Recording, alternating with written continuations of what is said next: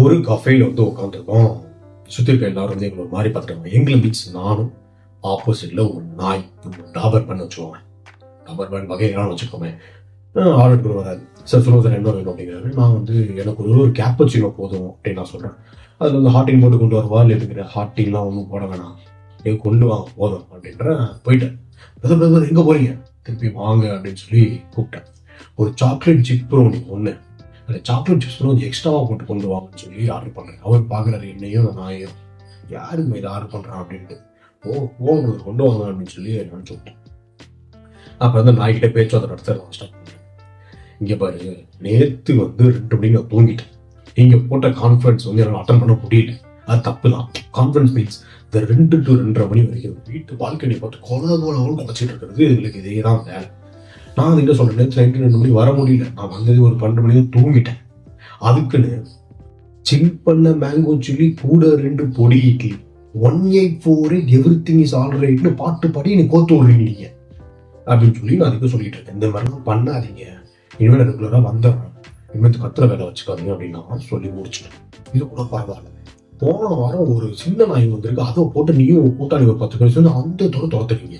கேட்டா என் வண்டியோட டயரை கடிக்க வச்சு அதான் வந்து நான் அடிச்சு அமுச்சு விட்டோம் அப்படின்றீங்க.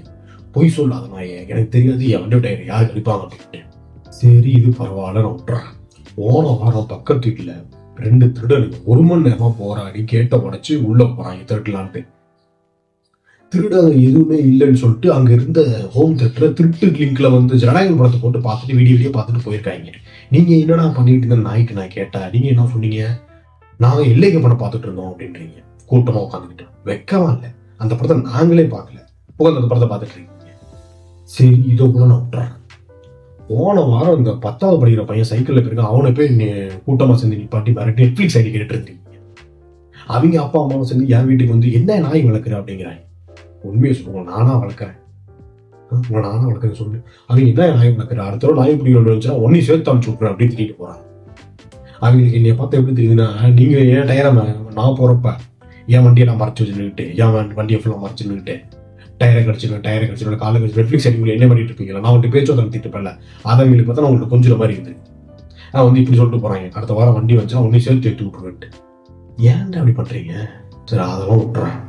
கடைசி ஒரு விஷயம் நான் சொல்றேன். இந்த 2 கிட்ட வந்து குலைக்கிறீங்களே, கான்ஃபரன்ஸ் போட்டு கான்ஃபரன்ஸ் மீட்டிங் போடுறீங்க, அதை டெய்லியும் போகணுமா இல்லையா? அதை நான் திடீர்னு வர்றது, திரும்பி பார்த்தா 2:45 மேலே வர்றது, திரும்பி பார்த்தா 3 மணிக்கு வந்து திரும்பி வர்றதே கிடையாது.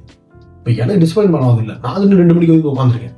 சரி நீங்கள் வருவீங்க, அப்படியே வந்தீங்கன்னா பால்கனியை பற்றி குழப்பீங்க, அப்படியே உங்களை பார்த்தாலும் குழைச்சிட்டு போயிடலாம். எனக்கு பழகிடுச்சு. இப்போ நான் நிஜமான டாக்டர் ஒரு ஐட்டம் போடும், எனக்கு பழகிடுச்சு நீங்கள் எப்படா வருவீங்க அப்படின்ட்டு. அந்த டைம் நீங்கள் வெயிட் பண்ண மாட்டீங்க. இனிமேல் உங்களுக்கு எனக்கு எந்த சம்மந்தமும் இல்லை அப்படின்னு சொல்லி இந்த PDF ஃபைல் ஒன்று அனுப்பிச்சிருக்கேன். அது ஒரு சைனை போட்டு இந்த ப்ரௌனியை சாப்பிட்டு கிளம்பு.